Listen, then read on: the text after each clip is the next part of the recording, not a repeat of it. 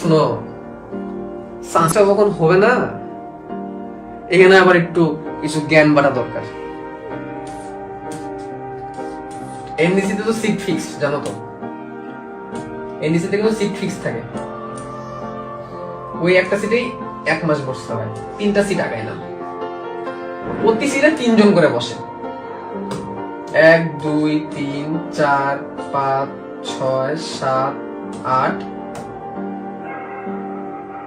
9। একটা সিটে আমি ক্রস দিলাম। এইটা ছিল আমার সিট। আমি মেডিকেলে ভর্তি হইলাম। আমার সামনে রাজু ফার্স্ট চান্স পাইলো। আমার পাশে বিপ্লব রুয়েটে চান্স পাইলো। ও বুয়েটে চান্স পাইলো। আমার পিছনের জন রাজশাহী মেডিকেলে চান্স পাইলো। ও ঢাকা ইউনিভার্সিটিতে চান্স পাইলো। ওরও মনে কোনো ইউনিভার্সিটিতে হয়ে গেছে। এ অনেক পড়তো, আমি নাম বলবো না, অনেক পড়তো, অনেক পড়ালেখা করতো। বাট ওর ভাগ্য সহায় হয় নাই, প্রথমবার কোনো জায়গায় চান্স পাইনি। খুব ক্লোজ ফ্রেন্ড ছিলাম আমরা, এখন ব্রেঞ্চ মেট, কারণ ব্রেঞ্চ ফিক্স। নরডেম কলেজে ব্রেঞ্চ ফিক্স থাকে, তোমরা জানো।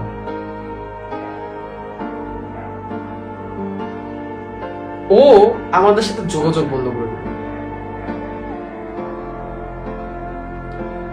আমরা ফোন দিলাম ওরে রেজাল্টের পর, কোন জায়গায় চান্স পাইছে কিনা। বুঝছি ও কোনো জায়গায় চান্স পায় নাই। ও আমাদের সাথে কমিউনিকেশন বন্ধ করে দিল। কারোর সাথেই কমিউনিকেশন করে না সে, কারোর সাথে সে কমিউনিকেশন করে না। শুনলাম সে মেডিকেলে সেকেন্ড টাইম করবে। সে মেডিকেলে সেকেন্ড টাইম পরীক্ষা দিল। সেকেন্ড টাইম পরীক্ষা দেওয়ার জন্য সে আমার বাসায় আসছিল। আমি তখন তো ঢাকা থাকি। ও আমার কাছে একটা ফোন দিছিল পরীক্ষার আগে, শুভ্র আমি মেডিকেলে সেকেন্ড টাইম পরীক্ষা দেবো, আমার সিটটা পড়ছে ইডেন কলেজে, আমি ময়মনসিংহ থেকে আসবো, তোর বাসায় থাকবো, পরীক্ষা দিয়ে চলে যাবো, তুই আর কাউরে বলিস না কিন্তু। আমার ঢাকায় থাকার জায়গা নাই, আত্মীয় স্বজনের আমি আর নিতে পারতেছি না, আমি আত্মীয় স্বজনরা বলবো না, আমি আসবো, তোর কাছে পরীক্ষা দিয়ে চলে যাবো। আমি তো অবাক, কোন নাম বলবো না। তুই এতদিন পর ফোন দিছিস, ওকে আয়। আসলো রাত্রেবেলা, রাত 8টার দিকে আসলো, এসে বললো শুভ্র কিছু খাবার আছে। তো আমি এই বাসায় থাকি, এই বাসায় এই রুমেই থাকি। তো এই রুমটা এত গোছানো ছিল না, একটা বেড ছিল, একটা পড়ার টেবিল ছিল, একটা আলনা ছিল। হ্যাঁ, খাবার দিলাম। আমার আম্মু ওই সময় ছিল, খাবার দিলাম। আম্মু জিজ্ঞেস করলো তুমি কি অবস্থা। তো আম্মুরে বললো আন্টি আমার ফার্স্ট টাইম কোনো জায়গায় চান্স হয়নি। আমি খুব রাগ করছি, তুই আমার ফোন টোন দিস না, আমি তোর এতবার ফোন দিলাম, তুই রিপ্লাই করিস না কেন।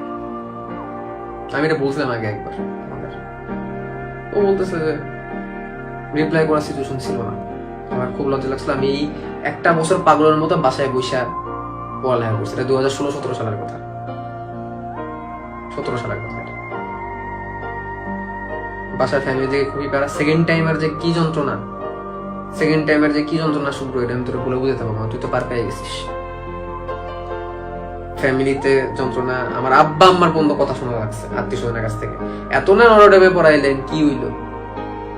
সেরেনা গোল্ডেন পাইছে, কি হইল? A+ পাইছে, দিলে কি হইল?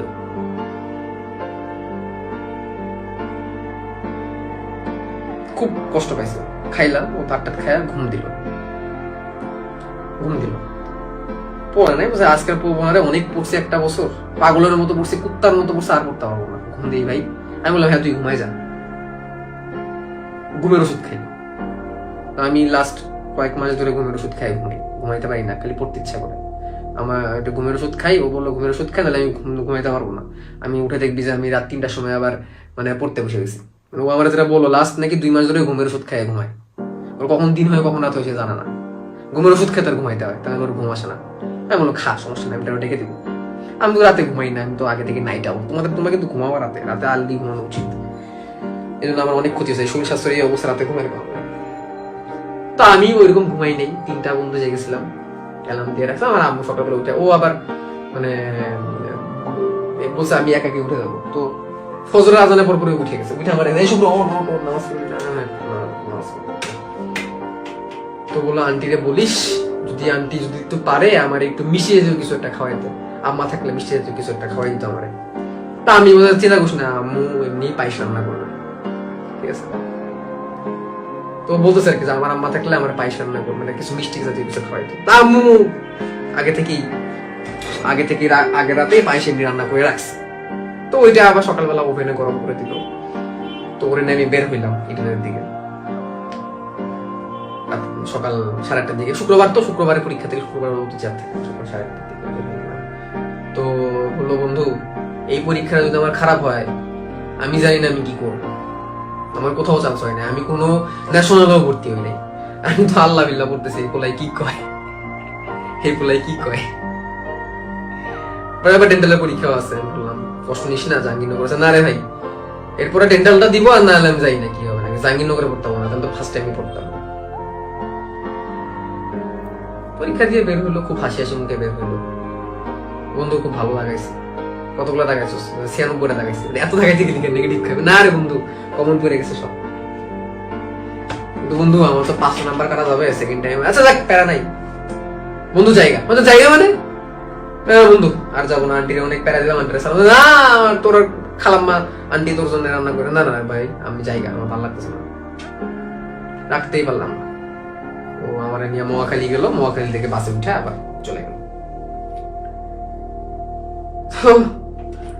রোল নাম্বারটা নিয়ে রাখছিলাম জোর করে, ও আমার আইডি কার্ডও দেখাবে না, রোল রাত্রেবেলা ছবি তুলে রাখছিলাম রোল নাম্বারটা।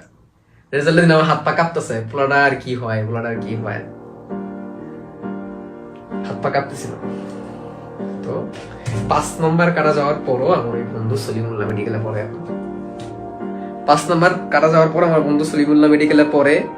রেজাল্ট আমি দেখতে পাই না, রেজাল্টের দিন একটু প্যারা হয়, নেটে একটু ডিস্টার্ব করে। ও রেজাল্টটা পায় সবার আগে আম্মুর নাম্বারে ফোন দিচ্ছে, আমার নাম্বারে ফোন দেয় না, আম্মুর নাম্বারে ফোন দিচ্ছে, আন্টি আমার তো সলিমুল্লাহ মেডিকেলে হয়ে গেছে।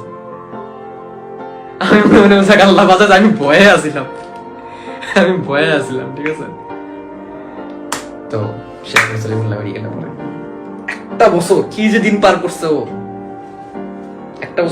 পার করছে, ছেলেটা ঘুমের ওষুধ খাইছে ঘুমানোর জন্য, এমনি না ডিপ্রেশনে, কিন্তু ঘুমের ওষুধ খাই নাই।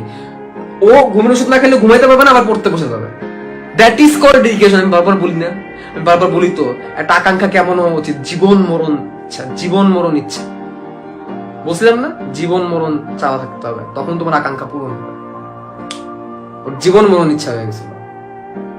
2 ঘন্টা ক্লাস কইরা মাথা গরম হয়ে গেছে, ভাই পারতেছি না, ভাই পেটে ব্যথা, ভাই বুকে ব্যথা, ভাই অমুক জায়গায় ব্যথা, আল্লাহ ভাই এত পড়া, ভাই 3টা এক্সাম। ভাই এত সহজ না জীবন এত সহজ না, জীবন অনেক কঠিন। আমার রিয়েল লাইফে অনেক এক্সপিরিয়েন্স আছে। ছোটবেলা বাপরে হারায়া অল্প বয়সে সংসারের দায়িত্ব নিয়ে এই জায়গায় উঠে আসি। আমার জীবনে অনেক এক্সপিরিয়েন্স আছে, আর অনেক দেখা এক্সপিরিয়েন্স আছে।